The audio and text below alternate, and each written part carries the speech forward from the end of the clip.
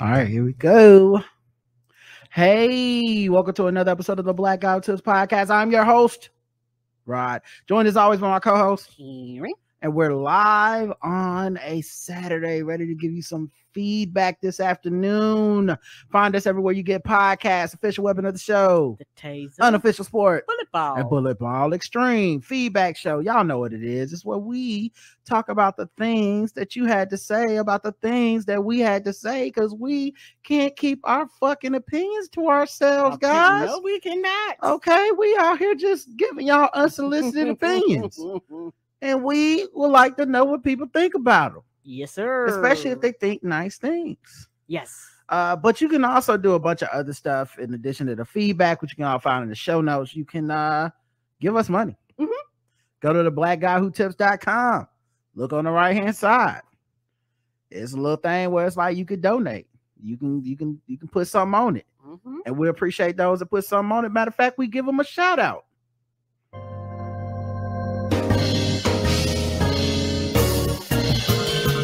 May I have your attention? You are now listening to Charlotte's Own, Rod and Karen. We welcome the good folks who tie to the Black Guy Who Tips. It's a new day. New day. New way to play. Sarah B with the recurrent donation. Thank you very much. Waist Bees by Sura. Jasmine A. Michael Irvin, the playmaker. Deborah O. Allison H. Jonathan W. Mary H. Michael F. Stefan H. Jonathan H. Thought I just said that. Man, a lot of H's today. Brian B. Corey B. Jeff M. Nicole F. Early Daisy Photography. Marvin B. Yes. Marvin B. J. Full. Michael W. Miko H. Or it might be Mako H. Chriselle M. Asia D. Solana S. Annie P. Who is a brand new recurrent donator. Thank you, Annie, for Hey, coming through. sweetie. I just got one question. Annie, are you okay? Okay. I hope you are. Are you okay, Annie? Adam S. Michael S. No relation. And Tom W. Jr. Thank you very much for the money, y'all. We love it. Okay. Hopefully nobody ever comes up in our sermons and start stealing all the jewelry off my neck. Okay. That's why, I ain't that's got why I none. don't floss my jewelry. Okay. We don't want the smoke.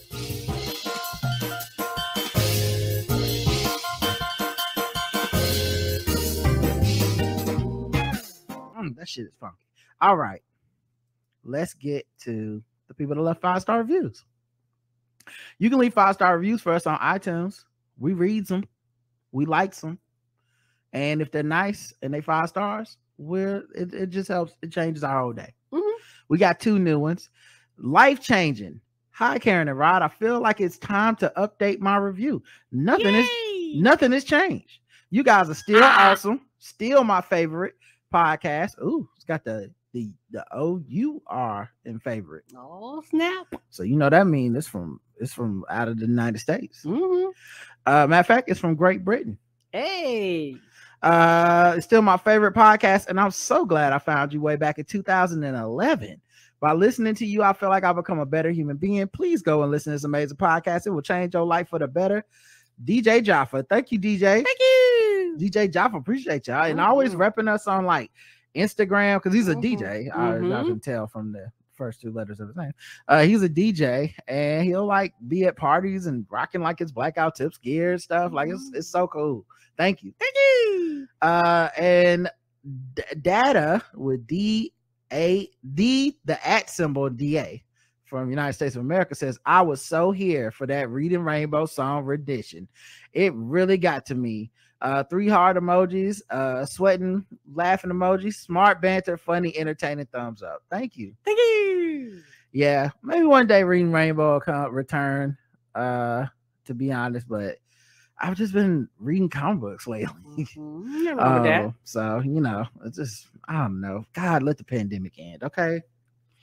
I was going out, sitting at a place, eating, and this turn up a Kindle and eat some grits or drink some coffee, and then I read that's how I got my reading in. It got me out the house, especially when Karen was working not in the house. Right. It's like, oh, I saw people today. Or I go play basketball and I read between games if I lost, shit like that. I'm not doing it anymore. Ugh. Let's get into episode 2567, Mickey versus Elmo. We got comments on the blackouttips.com. That's where you can go to leave your comments. Mhm. And says, I had to confess, I stopped listening to the Blackout Tips for months because I was busy with work. I know that's no excuse. Girl, that's an excuse. Yes, it is. It's a good ass excuse. Don't let me get you fired from your good job. Get your money. Because we over here just talking this shit. Get to the bag. We'll be here. We sure will. Whenever you return, we ain't going nowhere. Now I'm back and I'm looking forward to not getting all the other inside jokes. Oh yeah, I guess you might have to go back and listen. I don't know. I mean, listen. Maybe you'll get them, maybe you won't. Write in and ask us to explain it. I don't know. Yeah, because people really are. Can they do that? Appia says, this weekend I was in Berlin for work. I took the train and everyone had to wear a mask. On the way to Berlin, a policeman went through the train and controlled if people wore a mask. One guy didn't. He asked him to wear it and the guy put it on. So that's good. But overall, I still am here. I will get it. I still am sure I will get it again someday. Can't do my job just from home office. It was incredibly hard when I had to. And having smaller kids is also a big risk factor. So I'm careful as far as I can, but also I have somehow given up on the thought I was done with COVID. Yeah, I think that's true. I think the slow accepting of we're all gonna get it, there's not much we can do, it's not going away, it's just what tools do you have to fight it and to try to avoid it if you can, to minimize your risk. But yeah, I really do think at some point it's just gonna be like, listen, take the vaccine and it's just like the flu. Like you take the vaccine every year for the flu, you hope you don't get it, or you hope if you do get it, you don't get too sick. And I think that's what it's going to have to be for this. Mary says, I'm with you too. I feel like I'm a grumpy bitch for not watching the January 6th hearings and laughing at the Josh Hawley running away memes. But it's not funny to me. The made-for-TV showness of it has the same energy to me as when my white liberal friends discuss politics. They say all the right stuff, but there's a vibe of this that is sport for them. Because it kind of is. Yes. Yeah, Mary, you are nailing it. That is exactly the feeling I have. And it's not even like anger or resentment at white people I have about it. It's just I'm so used to it. I don't think they can ever trade shoes and be the way I am. Right. And then at the same time, there's times I've laughed at shit that they took very seriously because I have a very quick to mock things type of sense of humor. So they may even confuse that with like, oh, he thinks politics is like a funny thing, but like it's not. I can't help it. Like I laugh at I remember laughing at the January 6th shit when it was happening. Talking to my friend on the phone, like, look at this shit. But at the same time, I'm livid about the fact that it happened. They're either not affected by it or had the means to work around it. So I'm just waiting to hear if we got them, all of them, especially him, then I'll celebrate a little. Yeah. Like I'm glad that they're on it. I'm glad. I never doubted Merrick Garland was on it and stuff. So that part wasn't bothering me, but I just wasn't able to tune in for laughs, just or even just not even laughs, entertainment, because it's a TV show and it needs to be entertaining. That's how you get people to watch. I'm glad people are watching. The numbers are good, but yeah, it's just not for me. I don't mind reading about it later. Right, that's their job. But the thing is, they're doing their job. But what it's not to do, my job is I don't have to consume it. Like I actually also have the option not to consume, and there are people that cover this stuff. This is their thing. This is their jam. This is what they wanted, and they are here for it. And yes, there are some people in it for sports, but there are some people in it go, okay, I know these things are true. I just want more details and things like that. And there's a percentage of people like me, all jokes aside, but they don't know they're me, but they won't opt out like I do. They'll watch it and just really get viscerally mad and angry and upset, how they blood pressure and fussing at the TV and shit like that. That's fine too. I just happen to opt out. Yep. And I feel you. I agree. Anyway, who won, Mickey or Elmo? Because this episode was called to Mickey versus Elmo. 53% said Mickey won and Elmo lost the Mickey versus Elmo debate on our website. But it's even worse on Spotify. Well, the money 70% agree with Mickey and 30% say Elmo won. I understand why they vote that way. That's where the money resides. They would go with the man in charge. They gonna go. They identify the person saying get back to work. Get back to work, Elmo. What should our couple name be? That was our question on Spotify. K-Rod has a nice ring to it. K-Rod all the way.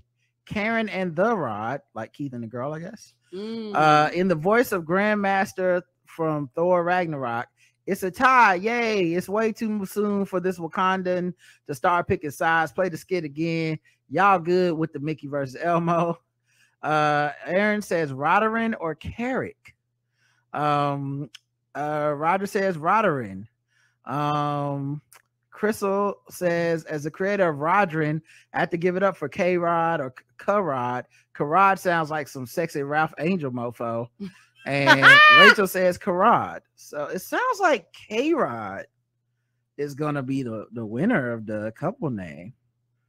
Like it seems like almost like some type of Latino baseball player that yes. That once we started giving out good nicknames in sports and just started abbreviating people's real names and calling that a nickname, sounds like K-Rod, like A-Rod, K-Rod, Let's see. Kiki 2568, Kiki Palmer in the pink sauce. That was the episode. We had 5 comments. Apia says, I worked when I had COVID because 1, I was bored and couldn't leave my house. 2, I had hardly any symptoms. I don't think it hurt me, but it also had a mild case.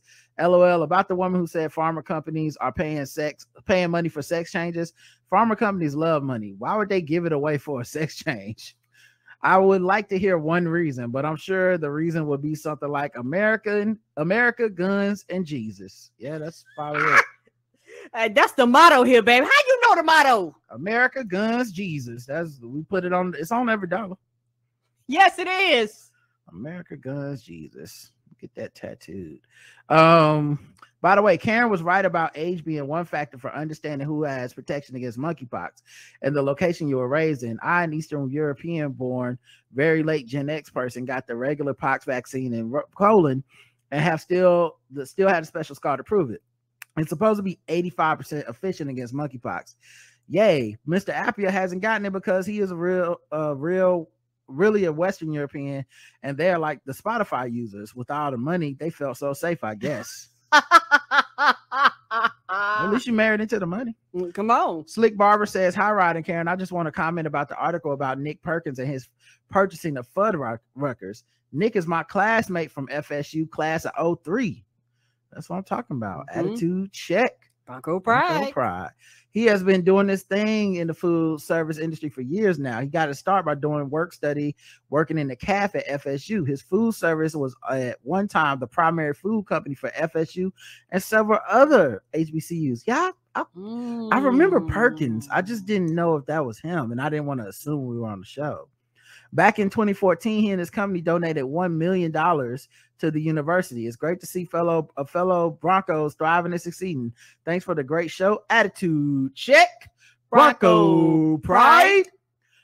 It's me says, hey, hi, listening to the show and just wanted to say I'm a fan of both Kiki and Zendaya, rooting for everyone black. Both ladies are super talented and both are living their best life. But I'm just sitting here screaming, can we please remember that Kiki had a Good Morning America show? Plus, she's everywhere. Remember, sorry to this man. Why must we pit each other against each other to make a point that doesn't need to be made? The person who originally made these comments was the one who was dismissive of Kiki's status and accomplishments. Right. Keep Kiki and Zendaya's name out of your mouth and put some respect on it if you can. Yeah, I agree. I think that's, like I said, it's micro versus macro. All the micro things are going to fail, in my opinion, because either one, you're disrespecting the dark-skinned person in a lot of these comparisons, because a lot of times you're basically saying you ain't shit, you should have been better, you should have did more. And a lot of times people are like, I don't even agree with that. And we don't even, and not to mention choices in career are so individualistic. We literally do not know how active and how much agency people have over their careers. Right. There are people who just didn't want to do the thing you think they should do. Agreed. You know, those motherfuckers are like, I'm not coming out with another album. And then we decide, because we're using macro versus micro, you know, they blackballed so and so out of the music industry or something. It's like, let me tell my story. But then there's the other part of it, which is, think about the dark-skinned women you want to pick and say colorism is keeping them down, specifically just those people. It's hard because we're talking about an industry based on fame and accomplishment. You're probably going to be picking famous, accomplished women, because how did you know their names? Because they got parts and they did shit. Right. You're not really going to be able to find a bunch of and it's not anyone's fault. You're not going to be able to find a bunch of actresses or musicians or whatever who are dark skinned and not famous. You never heard of them, and you're like, but if they would be, that people will also like relate to and share and go, yeah. So instead, we end up with these weird comparisons where it's like Beyonce versus Kelly Rowland or something, right, where it's not really a one of one, but it's like that's the closest we can get to the comparison. Whereas if we just talked about the macro of it, and we're talking about earnings, and we're talking about maybe even winning awards or something, like things that are quantifiable in a way we go, hey, no dark-skinned Black woman has ever done blank. Right. Or no dark-skinned Black woman has it happens all the time with movies and stuff, where you see like in the Latinx community, people will be like, hey, look at this movie, it's got all light-skinned leads. That's a great example. You know, as opposed to trying to find like one person and be like, man, this dark-skinned person should have got that role. It's like that's gonna always end up being a hard argument to make. That's all I'm saying. Right. But yeah, that person to me was kind of complicit in being like, because you're dark-skinned, you're clearly a victim and have not accomplished enough. And it's like, well, that I don't think Kiki would even accept that. So right, and you've made me a victim, not me. Like, I didn't come out and say I was a victim. You just assumed it. Yeah, not everyone's interested in that, by the way. You know, it doesn't make it not true, by the way. Like, you could pick somebody, they really could have had these issues, and they could be like, I didn't want to adopt that mentality because that's not how I live my day to day. You know, but anyway. But Mills, and that's also what's insidious about racism, colorism, all that. It's very hard to individualize and pick like, this definitely happened because of colorism. You know what I mean? They wouldn't have done a light-skinned woman like this. It's hard to prove it. So, like I said, we end up getting sidetracked in these discussions, and it ends up being staying shit, like this hive versus that hive, as opposed to like, you know, colorism is an issue within this industry. And even if Keke Palmer is a big success, that doesn't change the fact that being a dark-skinned Black woman, or just a dark-skinned woman, basically in Hollywood, it means you are going to end up with less. Even if Keke is the exception to it, it doesn't change shit. But Mill says, if I was Keke Palmer, I would probably admire myself in the mirror daily, but I would also be pretty upset with the people defending my career, which doesn't need defending. Thank you very much. There's probably a colorism in Hollywood discussion to be had, but not with these two very talented people. With respect to the pink sauce lady, I say you're being too harsh. We need to support Black businesses at all costs, even if it causes botulism. Support Black botulism. Okay, thanks, Emil. I haven't really thought of it that way. I disagree. What? Why, Karen? I don't support Black botulism. It's Black botulism, though. Okay, all right. Dr. Dostax, sorry, one of us cares about Black people, one of us is apparently I don't. Dostax says, howdy, y'all. I paused the episode when that woman said she couldn't take the vaccine because her kidneys couldn't process it. I couldn't leave a voicemail for this. Message said it was unavailable. Oh, I guess I need looking at that. But I got COVID back in May, have chronic kidney disease, and attribute the vaccine to keep me safe and allow me to take molnupiravir. I think Piravir. I have no clue how to pronounce that. A medication that has for high-risk COVID patients. Hearing her say that shit had me heated like South Carolina in August, shaking my damn head. Sorry, just hearing the nonsense made me mad. Thank you for covering all this and keep up the great work. Peace, though. Thank you, man. Yeah, it's because it's not based in any I don't know science what those, or anything. Yeah, just talking. Just talking. The African American Dictionary, dope or whack? 93% dope, 7% whack. And as far as the people in the poll on Spotify, 95%, even higher, says dope. 5% say whack. Yeah, I don't think it's just our audience thing. I mean, it could be because our audience is a reflection of us, but I just don't think it's a bad thing. I think it's cool. I think Black people deserve to have our history revered, taught, all this shit. And that's contingent of Black people that always get mad about any level of like attention paid to Black culture, because the white people gonna learn, like they're gonna be mad anyway. Yeah, and it's also one of those things where, like I said, you can't have it both ways. You can't demand people learn about us, and then these tools come out for them to learn about us, and you get mad. You can't say, well, I'm not your mule. You can't say, well, pay me for my work or pay me to speak and all this other shit. You can't grandstand online and be like, well, go Google, go Wiki, or go learn on your own. Okay, they create tools so that me, as somebody that's not Black, can pick this up, go through it, read it, understand it, comprehend it. Even if I don't use it, I might not understand it. When I hear certain words, I can process it different. You can't turn around and say both of those things out your mouth. It makes no fucking sense. And often it's at the hands of Black people who have spent their whole lives trying to get the word out, trying to get the recognition about Blackness and about the African American place in things, you know, like to show that we do have our own culture, you know. And so I think that's, you know, and it's Skip Gates.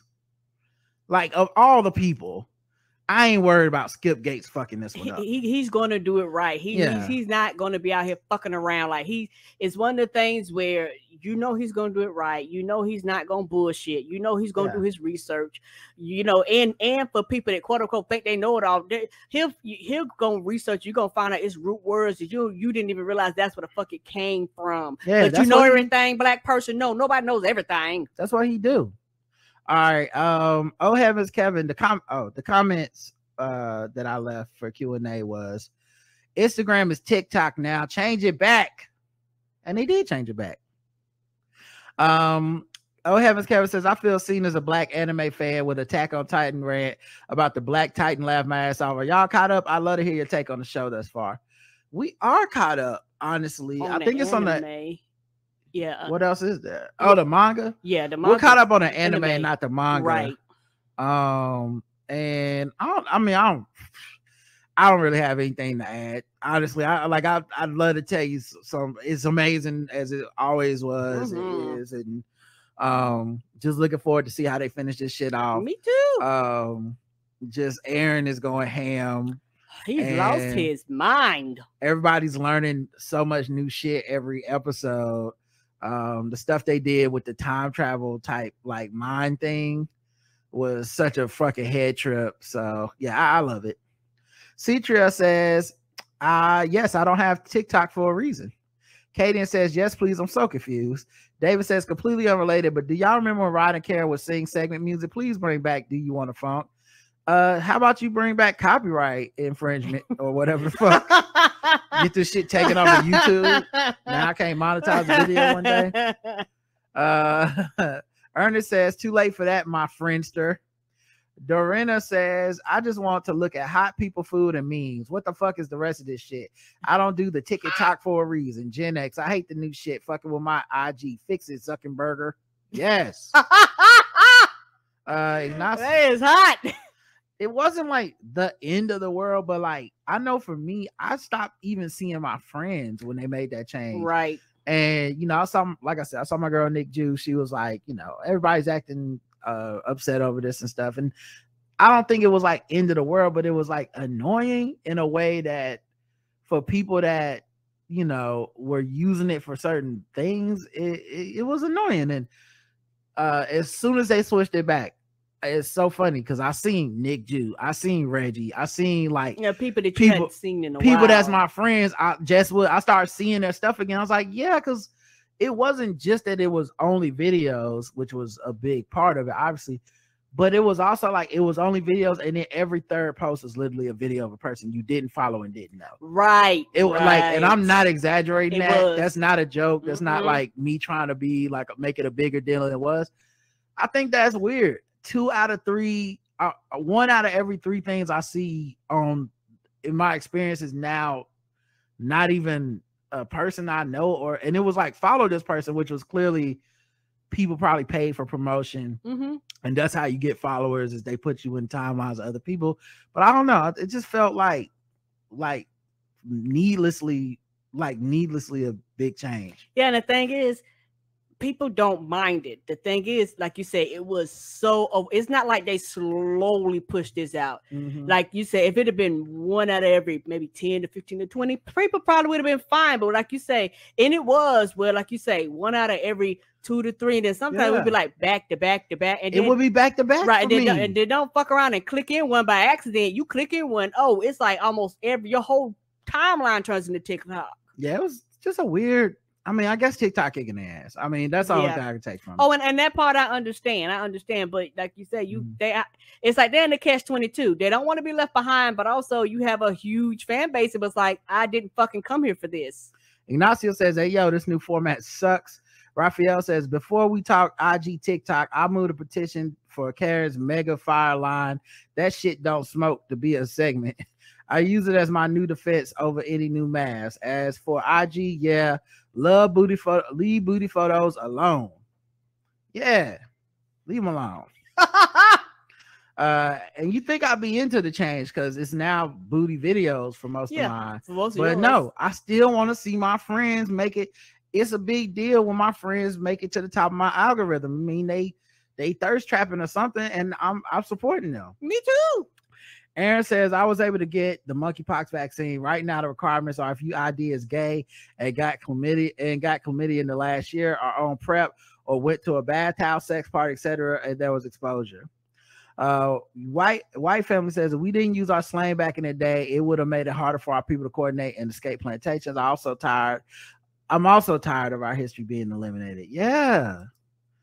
And like when it's us, I feel differently. Like I kind of get people. I'm not saying I always agree, but I kind of get people's thing of like white people making movies or directing things, and maybe there's some things they just don't get. It's that if you ever seen that clip of Denzel talking about culture, I'll see if I can find it. But it's such a great moment because you can feel that and stuff. Okay, yeah, I think I found it. And I'll see if I can play it. Could a white director not have? It's not color, it's culture. Explain the difference, because I think we're Steven Spielberg did Schindler's List. Mm-hmm. Martin Scorsese did Goodfellas, right? Steven Spielberg could direct Goodfellas. Martin Scorsese probably could have done a good job with Schindler's List, but they're cultural differences. You know, I know, you know, we all know what it is when a hot comb hits your hair on a Sunday morning, what it smells like. Huh? That's a cultural difference, not just a color difference. Right. So it's the culture. You know about a hot comb? So now She don't know about no hot comb. Because that's You don't know. You don't know nothing about. See how everybody laugh? That's a cultural difference. That's not a race difference. That's just that motion. That's all I gotta say, right? I know what a hot comb is. Okay. All right. The space that. So yeah, that thing there, that's so important, and that's key to a lot of this stuff. Because like when I watch, you know, if I watch Till or something like that, it's different because it comes from Black hands, Black people involved, the family connection, stuff like that, and you can feel it. You know, when you watch it, you can be like, yeah, this feels different. So I don't. Yeah. Go ahead. Go ahead. I'm sorry. No, go ahead. And also, when you said culture difference, it makes a big thing. I remember when I think they interviewed Debbie Allen, and she was talking about a different world, and she was talking about when she started filming things as simple as like cafeteria scenes, and she would do things like have hot sauce bottles and do little small things. If you go to HBCU, you would understand. And the other people was like, well, why are you doing that? That don't make sense. She was like, you don't understand this because you're not of this culture. Like, if people are watching these things, they've been to HBCUs, these are the things that they're going to look for. And you going, it don't matter when it actually does matter. And these are little small things, like things that really and white people overlook it, wouldn't even think twice. Like you said something about the hot comb, something as simple as a little girl sitting between her mama's legs while she's getting her hair greased or her hair bladed or her hair plaited, or, you know, certain things that we do as a culture that white people wouldn't even think twice to put in the scene or be like, well, that shit don't matter. Yeah, and I think when it comes to stuff like this project about this Black African American dictionary, we're doing it because part of the role is not just to archive the history of it, but to teach it. Yes. Like I know people that are professors that teach shit that like we like hip hop, you know, like that can teach courses on stuff that people feel like these are Black insular things. And I'm like, they're not though. They're our culture, and our culture is ubiquitous. It is powerful. It is strong. It is probably the biggest export of America, despite everything that was done to try to like destroy it. Like, and it deserves that level of reverence, praise, and execution. So yeah, Skip Gates will absolutely make sure the shit goes off right. Yeah, and my thing is, and this is just my opinion, a lot of people that complain about things like this, do you know how it is insulting to the people that have actually are learning in these areas and our expertise in these areas? And the same racism that you're impacted by, they're impacted by it too. Do you know how many times I probably have petition and fail and rewrite and write again and ask and plead and beg white people to get the funds and the money and raise and shit like this to even get it on the board and even get it for somebody to discuss it? They probably had to fight for a very, very long time. Do you know how fucking insulting and a slap in the face it is to come out, and this man has put probably years and decades, we don't know how long this thing has been on his agenda to get this shit done. How many white people have told him no? How many white people told him don't nobody want that? How many Black people have probably told him don't nobody want that? And you're gonna sit here and tell him that it's a waste of his goddamn time? How dare you? All right, let's go to the next episode. 2569 Space Force Coast to Coast. But Mill73 says that life coach was basically saying to his fiance, you may be an unattractive dumb bitch, but you're my unattractive dumb bitch. You're welcome. Shaking my head. Yeah, I think there's an update on that too, where like he put out a post basically saying he ain't apologizing and taking nothing back. Which, on the one hand, I understand. He don't owe strangers an apology. It's not our relationship. Right. So, you know, the people that was demanding an apology on like behalf of like whatever groups, that is kind of ridiculous, and that's a real weird parasocial shit. That being said, you just put it in public for us to read. People think it was whack. No one's required to think it wasn't whack. So if y'all figure, if y'all relationship, if y'all happy and y'all make it work, good for y'all. But you know, I saw like where she had posted something that said, and what if I was to say he wasn't the most handsome or smartest man or something, brilliant man or something, but that was all she said. I'm like, you owe us like another 4 paragraphs to catch up with all that shit he said. But okay, he wrote an essay. Maybe y'all whole relationship is y'all keep it so real, y'all shit on each other. I don't know. I don't love me. I don't want that love. Justice says, Rod, you leave Karen alone. Don't none of us over 35 know who that rapper was. But seriously, it's so sad these young Black men keep throwing their lives away over nonsense of being hard. Yeah, man, it's one of the things that sucks about like another one passed this week. Another one. I don't know who the little boy who not I don't know if he's a young man his name was, but it might have been the I don't know, but another one. Yeah, there the youngin. I don't know if that was his name. God. But I don't know if that was his name or not, but I was seeing online how another young person passed this week. I'll go look it up. My bad. I just know the Florida dude we talked about that told people to pull up to his house and got killed. That was just sad. And I mean, it's hilarious in the like ironic sense, but it's just sad because like these dudes are getting out of here. And Yeah, it's a lot of them. I don't remember his name either, but there was a guy where his sister posted on Instagram about like missing him and shit, and he had just got killed. Like, fuck. That's right. Is rapper Jay the Young Gan? Okay. Mm-hmm. It's JDAYOUN. I don't know if I'm pronouncing it right. Jay the Youngin. Yes. Okay. Yeah. Yeah. He's the one that his sister had posted about how he was like, I was just, he was blowing up. He was goating my eyes. I'm like, man, this dude was 24. Yeah, really young. It's happening a lot, man. Mm-hmm. All right, let's see. For the next episode, the poll. Have you ever watched porn on a work device? Yes or no? No for me. 91% said no. They monitor that shit. 9% said yes. Okay, you freaks. No, okay, you being bad and bold. Y'all almost got them good jobs. I don't know. Y'all got them jobs where IT's lazy and don't be monitoring. It was even higher on Spotify. 8% said yes. 92% said yeah. Shit, that's where the money resides. They got them executive jobs that didn't close doors. Yeah. Oh, actually, no. I'm sorry. It was lower. 8% said yes as opposed to 9%. That's still very close. Yeah, somebody they put his mouth said they own the company. Yeah. They looking so when you own the company, it don't matter. You the IT. Kaden says, guys, as an American. Oh, I said it's Pastor Robin season. That was the Q&A. Kaden says, guys, an American correspondent living in the UK for 12 years now. This place is the US of Europe. It's truly being ruined by conservatism and adopting all the worst lessons from America. Wow. Dante of Harsh Words with Friends says maybe his God sent them to collect them back ties he owed.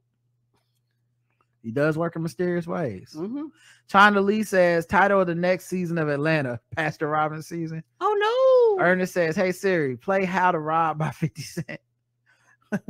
Oh, make sure my phone wasn't listening. Okay. Raphael says, damn, why did I not think about this back during my days on the security team at one of the largest churches in Nigeria?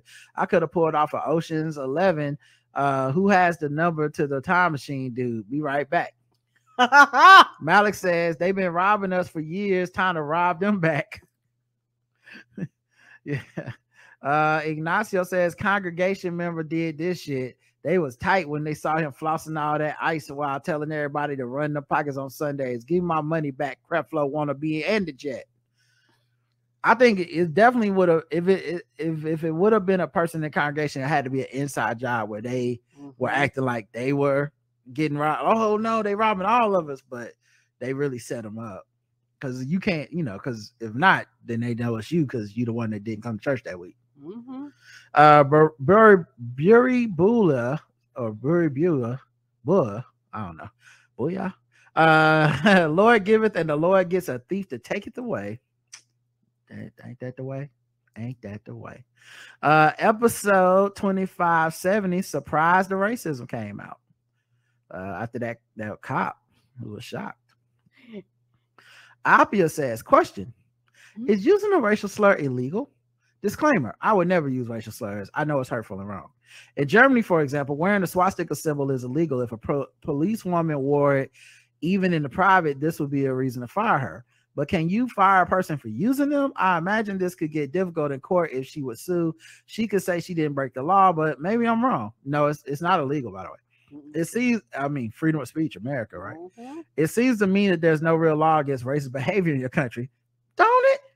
Bing, bing, bing. You are absolutely positively right. We never atoned. Yeah. It does seem that way.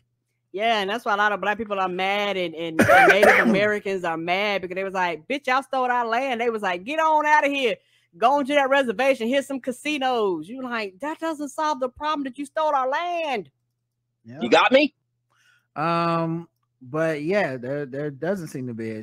I don't understand America. I think you do. Mm-hmm. I think you got it. I think you just summed it up pretty well. Good. Yes, you did. Mm-hmm. We have no law against hate speech. We have no laws against, as far as like, you can't say the N-word or you can't call, a cop calling people the N-word saying I hate them on the clock is not an actionable offense as far as criminal. Crazy. Mike Miko M8 says, or it could be Mako MEI.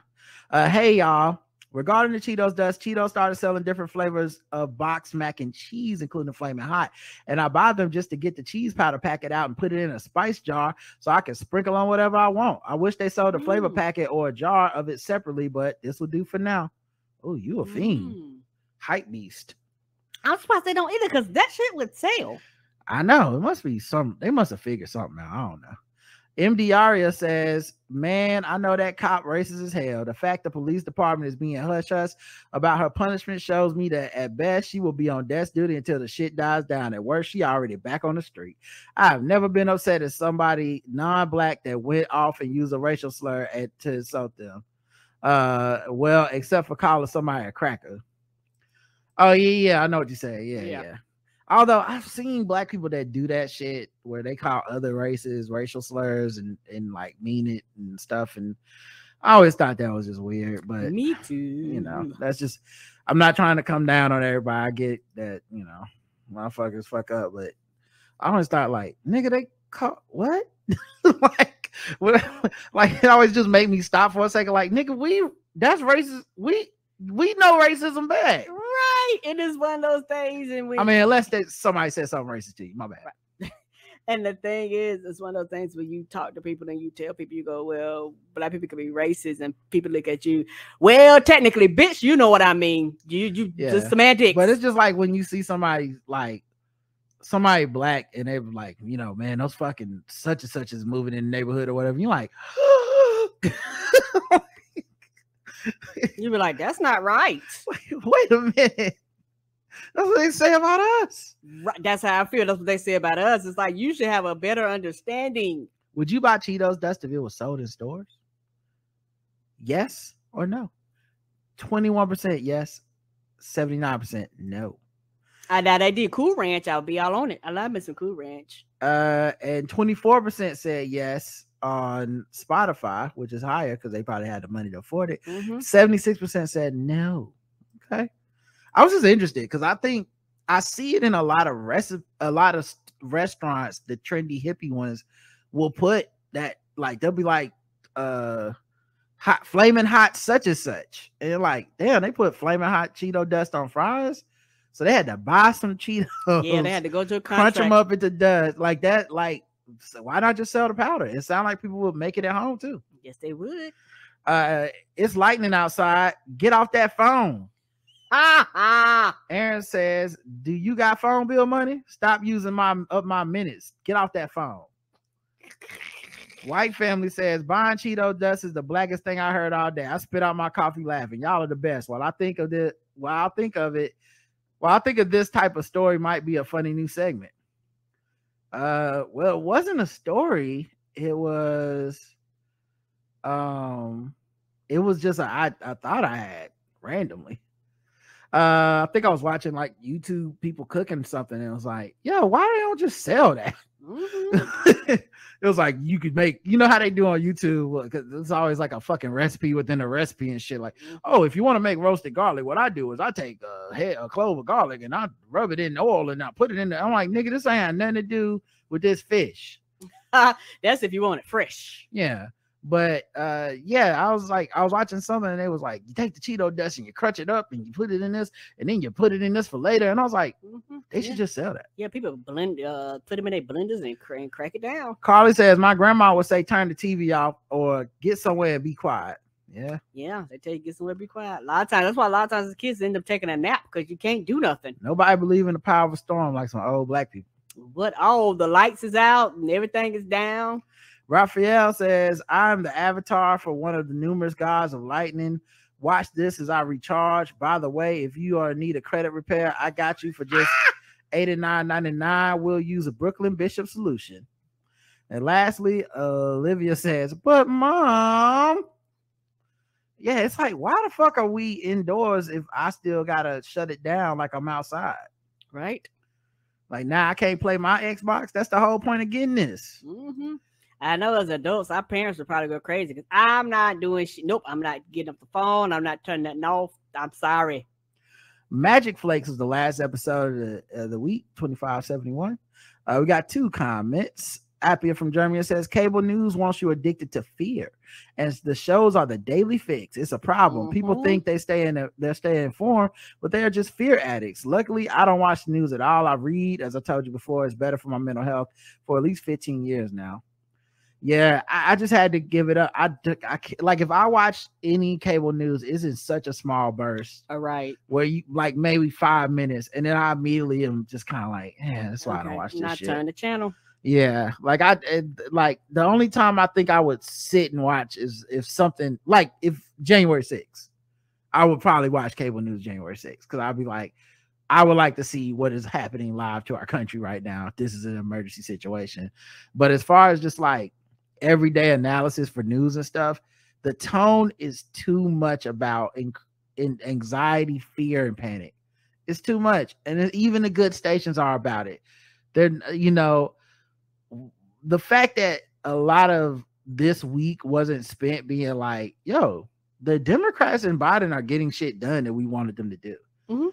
The fact that hasn't been like they're like, how can we panic about the next thing? Like, oh, I'm good. MD says, so with the monkeypox thing, I always find it weird that folks are not happy with WHO and the CDC trying to talk to the most vulnerable group directly. My understanding of the CDC descriptions is that as of right now, something like 90+% of confirmed monkeypox cases have been contracted by men who have sex with men. Yeah, that's like 98% or something in that study we read. And while resources are low, we are targeting that group since they are the most vulnerable. I just find it funny because we, and by we I mean woke people online, always say that government and / other programs should be targeting and helping the most vulnerable groups first. And with monkeypox, it just happens to be men who have sex with men. And I get that right now there's been a lot of vilification of queer people with conservatives, and our media has not done a good job of shutting down these very obviously ridiculous accusations in the name of both sides. But to me, it seems like good equitable practice to target the groups the most vulnerable right now with the doses we have until we scale up and can make the vaccine accessible to everyone. I completely agree. I'm reading ahead. You're about to say this, the other thing too. This is such a good comment. The other side of the coin would be if the CDC, WHO didn't acknowledge that it was primarily affecting that group in particular and tried to make it as generic as possible. I could also see folks being upset that they aren't sounding the alarm for that marginalized group. Yes. This is the issue with a lot of social media stuff. You're talking to people who want or can't help but to see the worst in every scenario. Right. And if they ran the CDC and had that responsibility, I would love to see how they think that would go over. Oh, anyone can get the vaccine. We don't have enough of it to go around, but if you feel like getting it, just go in and get it. And then you have a bunch of people that are in the category and the group of people that are most affected being like, we can't get the vaccine. Why did you do that? You know? I don't know what the solution. Oh, go ahead. I'm sorry. Because it's real easy for people to say shit when they don't have to deal with any consequences or repercussions of the actions. Yeah, you have no responsibility, and you can just say everybody's wrong all the time, right? But you don't have any solution either. Like what a lot of people don't understand about quote unquote politics and government. We're talking about fundamentally fucked up situations that will always end up being what can mitigate the most harm. That's it. It don't mean people don't get hurt. It's what is statistically we're trying to do this where the least amount of people are affected. There are very few wins that are like TV show wins. Right. Like you see them every once in a while, but like TV show wins where it's like, you watch a TV show and the script writes it so that perfectly. Like I'll give you a perfect example. This is one of my favorite like cliches of like comic books and cartoons. The Joker has poisoned the city with a gas that makes everyone turn into murderers, blah, blah, blah, right? And you get to the third act of the film or whatever, and how does Batman defeat him? By releasing a counter gas that will get everybody to be back to normal. I'll just put the solution in a balloon or some shit, right? And it's like, that is such a neat storybook ending that would never work in real life. It's not how it works. Like, the people got sick from the water supply, but I'll just unleash a balloon in the middle. Like, but it's such a neat wrap up to it's like the look, that was 20 minutes of story, the cartoon's over, we move on to the next week. Right. Everything's reset back to normal. People kind of seem to expect that from government solutions, and most of the time government solutions are like with a finite amount of resources, a finite amount of people and time and goodwill or whatever the fuck. People fighting against you every step of the way. Right. Here are the solutions we were able to come up with. That's it. And they're never going to be perfect, and they're never going to be enough. And there's always, because people are the ones executing, there's always going to be something fucked up about it. Even in just the execution of it. But yeah, so I think if I came to you with this problem, which is monkeypox in the middle of another pandemic, and we don't have enough vaccines, and we do seem to know which group is being the most affected, and we're like, you can put out a press release that sounds flowery and kumbaya and hey, just come on and get it, don't worry about it, or we can limit this to the people that are most affected and say, don't you run up in motherfucking CVS trying to get this vaccine when you don't need it. Right. Like, we'll get to you, but as of right now, you're not the person people being directly impacted. And we don't have enough. Right. We don't have enough as a problem. You can't, and there's not a vaccine you can take like after you get it or some shit. It's not like a shot, you know. Anyway. I mean, it's, you know, it's not like medicine, quote unquote. Right. I don't know what the solution is, but I think we have to be aware of trying to paint everything in broad strokes. Language matters, and language in the CDC is trying to approach this issue. Does not seem like the same language used to vilify queer people from the beginning of the AIDS crisis. Yes. I would rather the CDC warn and help the most vulnerable group first, even if the optics are bad for the CDC. And we, the collective, we need to hold media personalities accountable for trying to leverage this to fearmonger hatred of queer people. Yeah, and the thing is, imagine if they would have did this at the beginning of the AIDS epidemic. How not that people wouldn't have been infected and not that people wouldn't have died, but if we would have rolled it out like this and be like, hey, we're realizing these numbers are going up in these communities. Let's go see what's going on. Let's invest in researching it. Let's see why. Let's see what we can do. It wouldn't have wiped out as many people did it, because like everything else, it jumps from group to group. So right now, this is the group, but trust, that shit will cross over, and the quote unquote straight people that think they're all right now, it eventually crosses. That's what it does, because we're human. Right. Well, the other thing too is the AIDS crisis happened under a Republican, Reagan, and a big part of that was his contempt for the communities he felt were most affected, which was Black people, gay people. And he's a very hateful fucking man, you know, like the fuck what white people be talking about. He was, to me, one of the worst presidents of all time. And a complete hypocrite and a bully and all this shit. And he also didn't believe in the government helping people. I don't think that is the current administration at all. You may feel like they're inefficient or insufficient. They're not hateful like that. So, and Biden hasn't been. Biden was on record for marriage equality before Obama even. Like, yes. I think people are, there's a lot of fear mongering happening online and on social media, and people are incentivized to do so even when the facts don't line up. But anyway, but I definitely understand, like, the trauma within communities makes it hard to trust anybody, and you assume the worst and you're experiencing the worst, and it's easy to go back there, man. I totally understand that, but I just don't think this was one of those times where that was true, you know. Do you eat off-brand cereal? Yes, I used to, but now I get name brand. I never eat cereal or no. I used to, but now I get the name brand. Okay.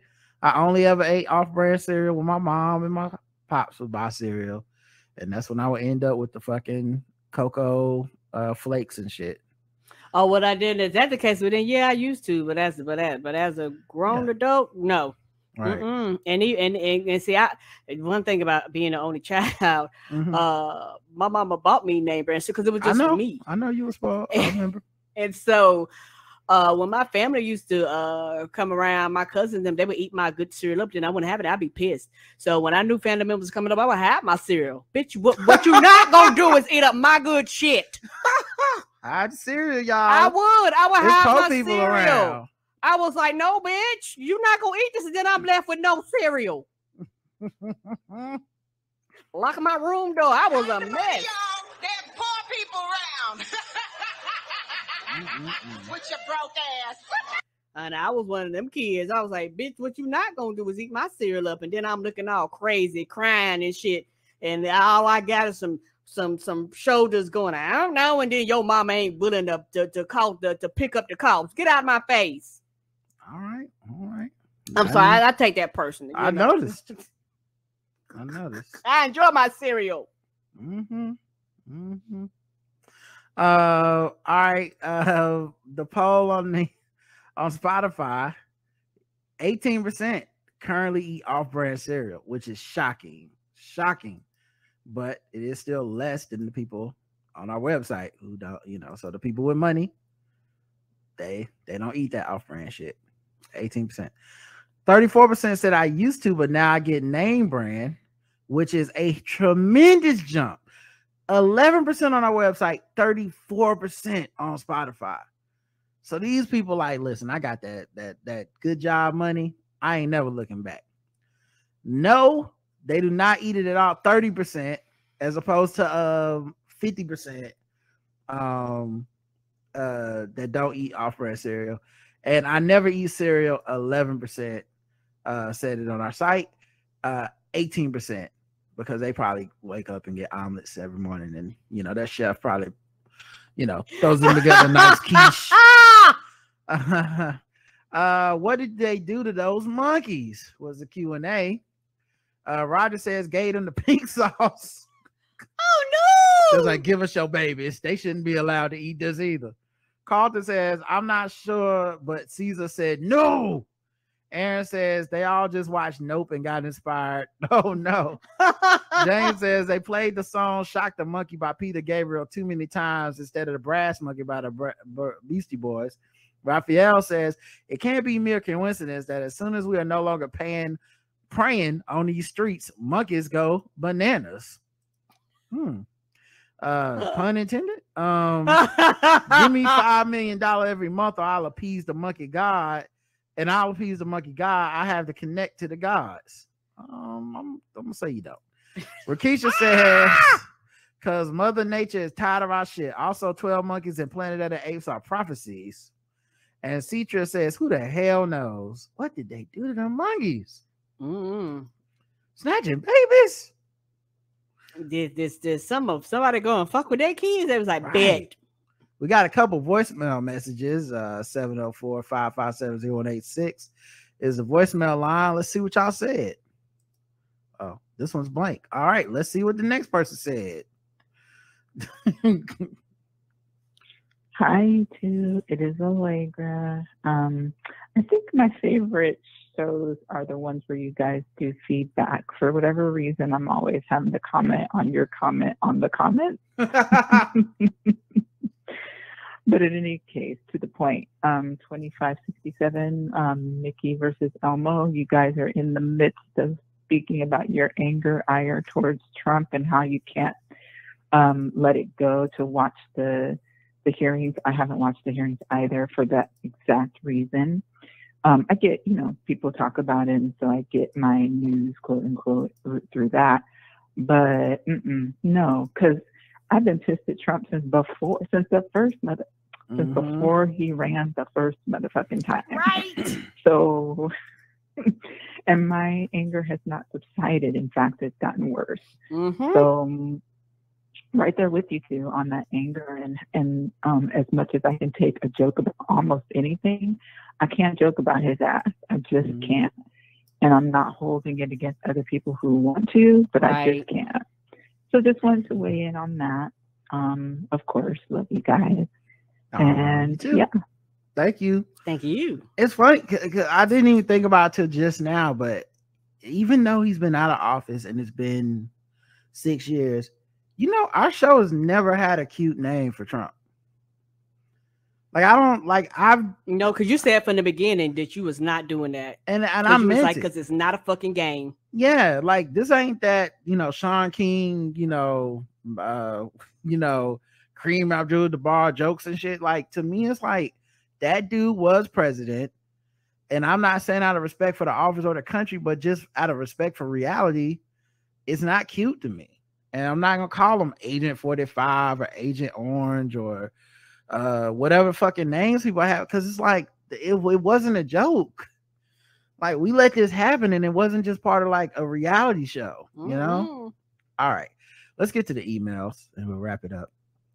2567 Mickey versus Elmo. This is from Aaron, who says, "Hey Rod and Karen, hopefully you're having a great Saturday. Sorry for the long email in advance. Let me tell y'all another story of how the vaccine is working for all of these unbelievers. I live in Long Beach, California, like an hour from downtown LA. And earlier in the month, the city had a Pride Festival. I was fine with going because I'm a Spotify user, so I had the money to attend." And it was outside, so I felt safe to be outdoors. Unfortunately, my 2.5-year reign of being COVID-free came to an end that weekend because I tested positive the following Thursday. Aww. My symptoms were mild. All I had was congestion and sinus pressure in my head. I may have had some body aches, but I didn't really notice them. I took some long walks on the beach at night during my isolation and was masked up when I went. I was fortunate enough to isolate in my room and be separated from my roommate. He thankfully did not contract it, and we both are 4 times vaccinated. I did have to isolate for a whole week, and everyone I hung out with before Thursday did not contract it, thank God. I don't think I got it from the festival because I was outside, but I did go to the gay bars the night before, and it was packed as fuck like sardines. There were lots of people from LA and other cities/states. Despite a majority of the people in those bars being vaccinated, Long Beach and LA had the vaccine requirement to get in for a while before they all decided COVID was over. I and a few other friends got COVID, but thankfully it quickly passed and we're all healthy again. I know some people recently got it as well. They're unvaccinated and healthy again, but they had worse symptoms than I did. I know I was being irresponsible, but I kind of been out and about a lot and would come unscathed by COVID, but so I just thought I'd be safe. I think that's how it kind of tricks you into lowering your guard, but it's human. And I think at some point it's understandable. At some point people are going to just be out and about and that's it. Yeah, people ain't gonna stay locked up forever. It's just gonna be the risk, and I think if you are comfortable with that risk, that's fine. As long as people aren't taking that risk for other people, because that's my thing is I watch who I hang out with, because there's some people that feel more comfortable with risk than I do, and I'm like, yeah, I'm not gonna kick it with you, but I love you and I still want good things for you, but until at least we get this updated booster or something, I just can't see kicking it like that. Anyway, the vaccines also give me a sense of security, even though I know I can still get it.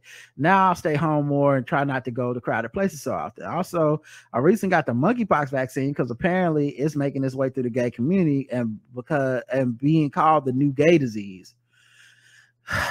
That's the part that I think is fucked up. And the CDC can't control that. No, but they're definitely gonna try to pin this as the gay disease when we have no evidence that there's anything about being gay that makes this disease only affect you. You know what I mean? Correct.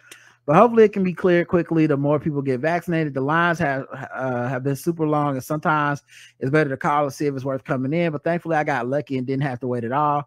Getting all these vaccines, I feel like I should have superpowers by now. Keep being great, y'all. Aaron. Thanks, Aaron. Thank you. Aaron writes in again. Hey, Rod and Karen, discussion about Kiki and Zendaya makes me something about make me think about the constant comparison of black women in the music industry. Beyonce versus Rihanna, Nicki versus Cardi, Normani versus Chloe Bailey. Insert famous black women here versus insert famous black woman here. It's so annoying because we should be celebrating the multitudes of black women creating different types of art and having lots of enjoyable content, but we always want to pit black women against each other, and it makes it so that there can only be one. I was worried when y'all started talking about the story because stan culture is very dirty and dangerous. The stans always want to mention these celebrities and not care if they can see how people are talking about them. They don't care if the celebrities' feelings are hurt, and I feel like it can affect relationships between people they're comparing. I was worried this talk between Zendaya and Kiki could possibly cause resentment between the two, but we shall see. Yeah, I hope they don't buy into it. Mm-mm. And a lot of times they don't, but other people do, and then they start making everything those people do some type of weird like subterfuge against the other. It's like, oh, did you see Rihanna put her album out at this time and Beyonce did this? And it's like, y'all are making this weird. And I think, at least for me, man, I think this is such a dope time in history for Black women in music, you know, by which I mean like, especially hip hop, because like, I don't know that we've had this many women MCs that also are not like doing the Highlander shit.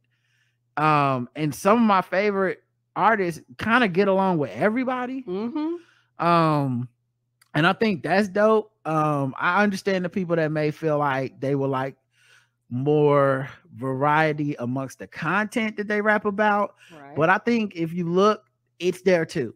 It just depends on how like maybe because there was never a time where the conscious act was always the number one act. Like like when we had Queen Latifah, we did have Salt and Pepper. You know what I'm saying? Like it wasn't always coexist. Yeah, so it wasn't always just like nothing but positive, but we really love to lump women in on that.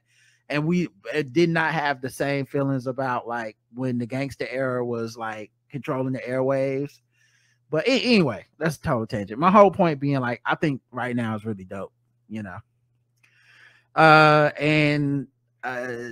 We don't get attacked by stands of artists and shit because I don't think we in them circles. Like we don't do the kind of podcast that attracts the stand people to come fight with us. Oh no. You almost killed me. This is from Tiffany.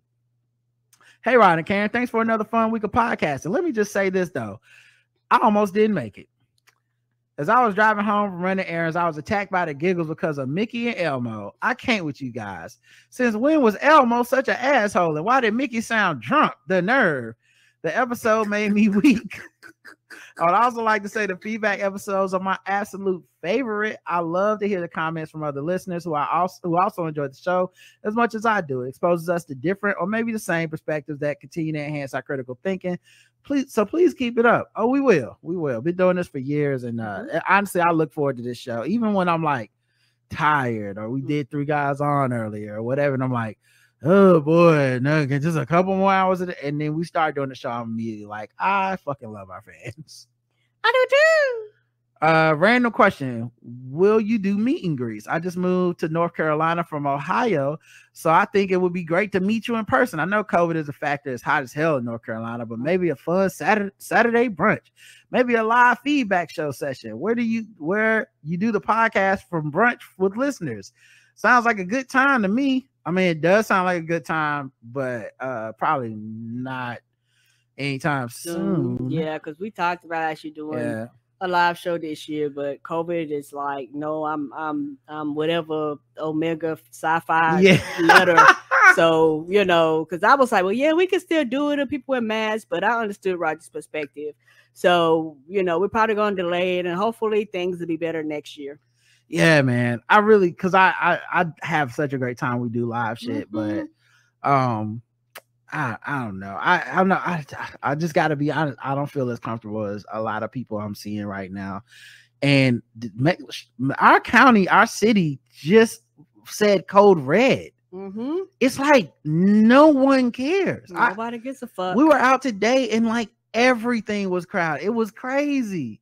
Like we were driving to get something, and it was like you look at some of these restaurants and stuff. It was like COVID ain't real, and I'm like, is no one getting the Charlotte Observer? It's just me. Right. And it's also one of the things too. Is like when we do a live show, we actually care about the safety of you guys coming out too, because y'all are coming from all over to come. You gotta get on planes, right? Some coming close, near, and some coming far. So we want to be sure that it's safe for you too. And so that thing also plays a big factor. Even if we do a show, the meet and greet probably won't do that until, you know, it's probably gonna be a while before we do meet and greet. Not unless a tremendous change. Well, we never really was doing meet and greets like that anyway. But like after a live event, we might do something or take pictures. We did. We do it like before the show, like beforehand. I think if we ever get this COVID thing under control somewhat, I definitely want to do another meet and greet and take pictures and shit. That was fun. But yeah, I mean, I'm scared. I don't know. How you not scared of this, man? Yeah, we'll probably do something like we did before, do it prior to the show. Something like that. Yeah. All right. But yeah, she also says, one last thing. I know you guys have wish list on Amazon. How do we find your wish list on Amazon? Once again, thank you for all you do. Oh, it's normally in the show notes. I can I'm trying to think if I've been putting it in there. I feel like I have. Let me go check. Have you been putting it in? Oh yeah, it's in the show notes. If you look at the episode 2571, just click on Amazon wish list. If you're on Spotify or wherever you're listening, it should be a hyperlink. The TeePublic store is there for when we have sales on merch and stuff. So yeah, just click on Amazon wish list, and if you want to get us something, very cool of you to do. If not, totally understand. Yeah, it's not mandatory or anything like that. And we thank you for anybody that decides to do that for us. Mandy writes, Black Dictionary. Dear Rod and Karen, I'm writing to you about Henry Louis Gates Jr. coming out with a Black Dictionary. I don't think it would fare well with Black people because it seems like in order to talk to / understand Black people, you have to dumb it down. I feel like that's you projecting. And odds are may not be for us. Is put like this. I think a lot of people think that whenever you do something like this, you're actually targeting Black people. I actually think this is a target towards white people, truth be told.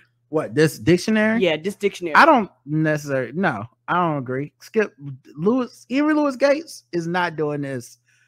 I don't think he's doing this like, let me teach white people. I think he's preserving our history. Yes. And in the process of preserving the history is going to be a lot of knowledge for everybody across the board. Yeah, like, but everybody can learn. Everybody. I don't think like a Black person, you brought this up when we first talked about it. A Black person from another part of the country could learn from this dictionary. Black people across the world, brown people that white people may learn from this, obviously. Correct. But I don't think any of this is for the. No, I'm not. No, I take that back. It's not for the white gaze. Put like that. Like that's not the purpose for it. I think a lot of people come at it from the perspective of this is something you're doing for the white gaze. No, this is somebody that cares about our culture, cares about our community, cares about preservation, cares about archiving. And like I said before, this is somebody that's went to school. They're educated in this, and this ain't some coon. You know, this ain't some nobody. This is not somebody that's gonna fuck around with it and not do with care and not do with love for us and our people. Yeah, I agree. But yeah, and I think when you say dumb it down, that's projection, because the idea is like they will look at us as dumb, or you know, that's the only way to see this. And I'm like, I don't know. Different don't mean dumb. Right. I get the history of not being able to speak our native tongue and not being allowed to read or write during slavery, but this is not the way. So it sounds like this is your feelings, not Black people. It sounds like it's you. Well, then I would somewhat put this in the same vein as the Juneteenth ice cream that Walmart, and you saw what happened to that. Well, I mean, it's already been announced. There wasn't that much pushback on it. And also them niggas online that would be mad about that would be mad at anything. So fuck them. Right. Like there's no, like they were going to find a way for this to be fucked up, period. So you just can't do shit for them in mind all the time. And that's just how it's got to be. Yeah. And also when it comes to Black people and Black culture, there's a percentage of us that goes, it's Black, and they just want to lock it away and throw away the key. That's impossible. That's impossible. We're part of the mix and the makeup of this country too. So why do our shit always got to be locked away, thrown away, forgotten, erased, and act like the shit don't matter? Nope. We talking about the Jews. We talk about all types of cultures. Why when it comes to us, we have all these rules and regulations about what can and cannot cross over and what can and cannot be taught. Right. You know, it just depends on how much you revere Black culture and our ways. I think I have a lot of reverence for it. But if someone put like a Yiddish dictionary out or something, where, or, you know, like Yiddish is kind of slang, but also kind of a language, I wouldn't be like, Jewish people gonna be very upset about this. I'll be like, yeah, because it deserves to be put on a place that is archival and reverence, and the amount of people that are gonna be working on this project, Black people. I think you have to take that stuff into consideration. Yeah, and also it's one of those things too, you know, because words mean things. When you say dumb it down, so you're going, there's a standard, and anything other than the white standard is less than. That exactly. Like that's how I feel from when you say this statement. Yeah. You know, it's one of those things where it does not mean dumb it down. They didn't say we're going to quote unquote change the English language. Right. Like that was not brought up a part and of it. And like it's to me, where I would agree with somebody if they thought it was dumbing it down, not this project, but like I've heard the argument of like when you're grading someone's paper in an English class and they're using like slang or things that are common parlance that are go against the English that you're teaching in the class, right? You like, I'm trying to teach this. And so I don't know. I doubt it was a big movement just because I haven't heard much about it other than like John McWhorter, who's a conservative coon ass nigga, talk about this shit. But where he was like, you know, there's this movement where it's like people are going, well, you should be able to turn in a paper with double negatives and Black slang and stuff and still get a good grade on it because that's just how Black people talk some places. And to that, I would go, no, that is dumbing it down. Yes. That literally is you saying the incorrect thing is right. Whereas if a white person said, I'm from blank place and we talk differently with our slang, we'd be like, that's an F, motherfucker. What? You are capable of learning the way that this class would like you to conjugate your verbs and stuff. And I think Black people are capable of learning. So in that case, it would feel like you're treating Black people like we're less than. Right. This is an archival project of how we talk. This is different. This isn't like trying to tell people, yeah, you could probably teach a class based off this. Mm-hmm. I think this is just going to be a different project. I do understand how it could blur the lines, not this project, but this idea of using slang, AAVE or whatever people, you know, and the academics call it, using it all the time for everything could get confusing and blah, blah, blah. I definitely understand this. You know, if a teacher just if a student just decided I'm only talking in Yiddish or some shit, we would be like, yeah, you're going to get an F in that class. Like, and we wouldn't turn it into like a, you know, because you were incapable of learning the English language. But yeah, I think this is different. John says, not the prettiest or smartest people. Good morning, Rod and Karen. Rod, let me give you all the amens on Garland and the DOJ. I've been silently singing John was right to the Rod was right music all damn week in my head. What is so frustrating is, like you noted, there have always been a lot of clues that this was where things were likely headed. In addition to Sisters-in-Law, which is amazing, there are numerous journalists who have been covering the court filings of the January 6 charges showing the DOJ was obviously interested in Trump. I mean, how do you open a grand jury to investigate John Eastman, specifically focused on meetings in the Oval Office that Donald Trump was leading, and somehow believe the DOJ would pay no attention to the orange elephant in the room? It doesn't even make sense. But Garland bashers don't care because, frankly, they have no interest in the facts or ever adjusting their views when new information arises, something that the Sisters-in-Law actually do, which I appreciate. Yeah, I forget which one of them was like a big, like, Garland might not be doing nothing, or he might not want to charge Trump.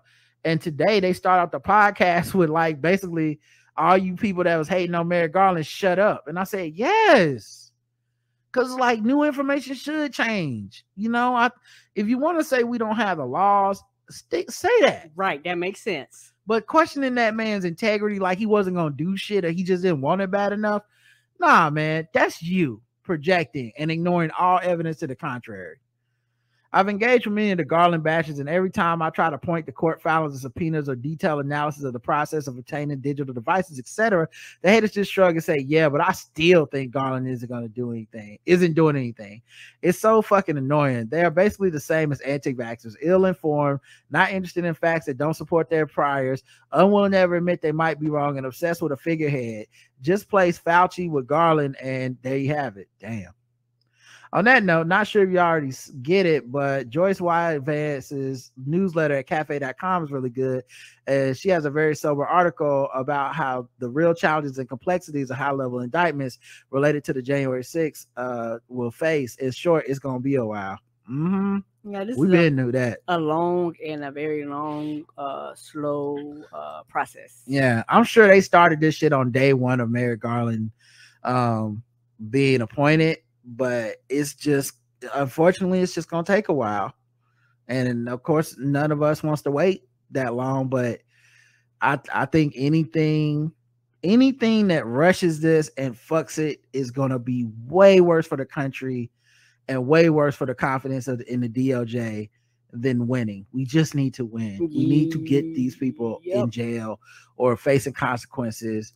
There needs to be consequence for what happened January 6th. So that's why I'm like, take your time. Like, I'm not trying to rush anything. Because the thing is, these same people that are complaining will definitely complain, like you said, if they shoot their shot and they miss. Yeah. Or they shoot their shot and they fuck up. Or they or they fumble the bag. So my thing is, you can't have it both ways. Either they're gonna take the time or they not. And it's also one of those things too, to where, like I said before, I don't give a fuck about your performance. All this cymbal ringing and loudness and look at me, I don't give a fuck about that. I want results. And if you're not giving me results, I don't care what you're doing. If you're just singing and dancing and clapping just to distract me from the fact that you ain't doing the motherfucking thing, I don't care. I want results. Yeah, the DOJ just needs to get this right. That's period on everything.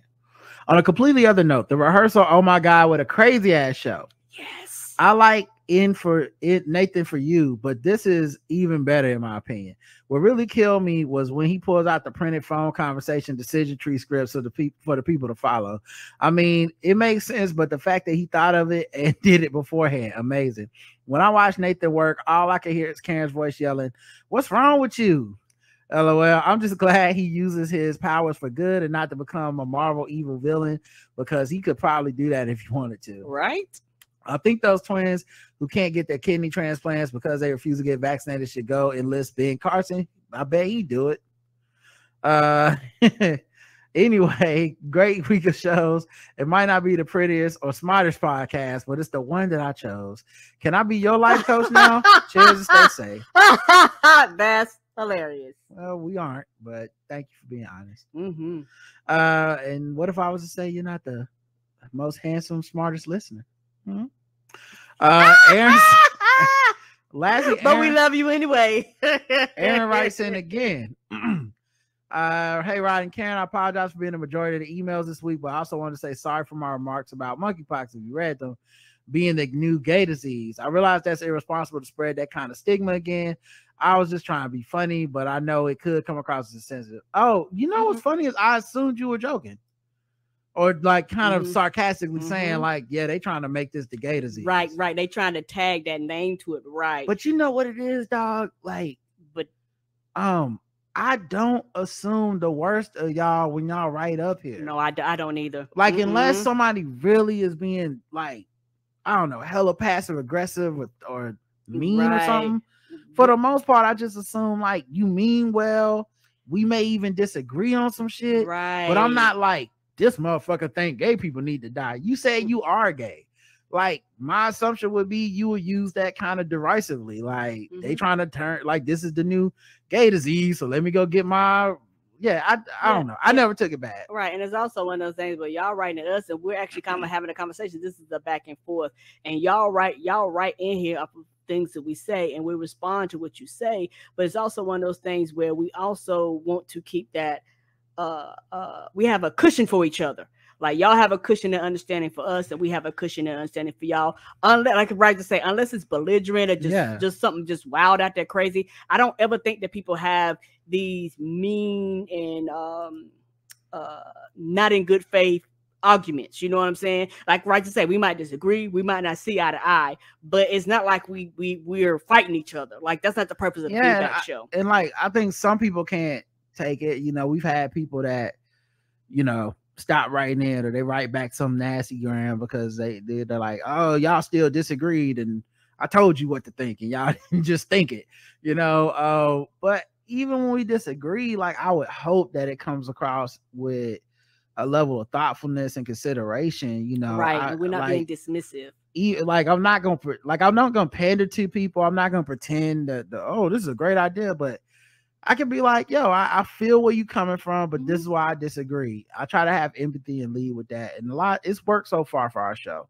Like even when Mandy wrote in to say the stuff about Skip Gates project, it's not like I didn't disrespect you, stupid motherfucker. Like I would never do that to somebody just because we disagree, you know. Right. Shit, if the shit comes out whack in 2 years and we look back and go, damn, I guess Mandy was right, you know what I mean? Like right. I don't know everything. No, and I don't know everything either. Like I said, I'm going at it with good faith, assuming that this man with this high prestige and with his work of his history of work that is going to be done with care and love and understanding for us and our people. And it's one of those things, like I said, is going to be words and languages that might go even further back than some of us even know. Even, you know, I'll put it like this. I don't think it's going to be done. Well, I wasn't trying to get back to the dictionary. I was just no problem. Using it as an example for this. I'm also a little nervous about possibly dealing with 2 health crises, and hopefully we can really get control of the pox if we get a lot of gays vaccinated and track the cases of outbreaks. Yes. Yeah, I hope so. And you know, like not even belittling it. Like I'm not saying this in a what's the word? Like some type of casual way. I mean this sincerely and from like a nothing but positive place. Of the communities that would be the most likely to handle this, to be like, this is a major threat and we need to start like thinking about what we're gonna do, it's probably gonna be gay men. The same thing happened when the beginning of the pandemic started with the vaccines for COVID. I still remember that one article when we found out about the variant, and the reason we found out about the variant was because there were gay dudes having like it was either like a Fire Island type thing or something. And it was like, everyone needs to be double vaxxed. Everyone needs to be this, that, and the other. And you know, at that point, the vaccines were very effective on the original strain. Right. And we only found out about the variant because, and I want to say it was either Delta or Omicron, but it might have been Omicron. We only found out because one, they tracked everybody that got sick. They kept up with everything. When they all went to the fucking doctor, they all got tested. Like it was like, I was like, they were ready because the trauma and the shock of what happened with the HIV AIDS epidemic. People were like, were like, we're not doing the science denying shit. We're not doing any of this fucking like we're not doing any of that. Right. We are going to be on top of this. We will not let it ravage us the way that the privileged straight people and other demographics clearly were like, fuck it, I don't need to get no vaccine. The government ain't gonna tell. They were like, motherfucker, we are still praying for a goddamn vaccine. Like, we're like, motherfuckers are like, at least we got like prep now. We didn't even have that. No, we did not. Like, we have lost so many fucking lives to the fact that the government didn't do enough. Right. Now that they're doing shit, you think we about to sit up here and fucking go through that again? So like, it was nothing but respect for the way that they handled it. So like, if it is even possible, which it might not be, but if it's some level of possibility to like mitigate that outbreak, I think it'll probably have to come from like gay men who are like, never again, because it's definitely gonna run through straight people as soon as it crosses over. It's gonna run. It's gonna run through it like flames because we stupid, y'all. And it's one of those things where they're like, hey, we've been ground zero, before, so we understand. And with them being able to keep track like that, whenever people come asking them for numbers, they can prove it. You know, they don't have to go back and be like, nope, nobody know.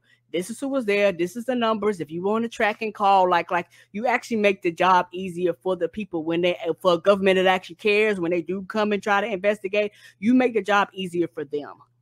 All right, that's it for the feedback. Thank you for writing in. Appreciate all y'all that took the time out. And you know, we should be back later in the week. Yeah, until then, I love you. I love you too. Mwah. Bye, everybody.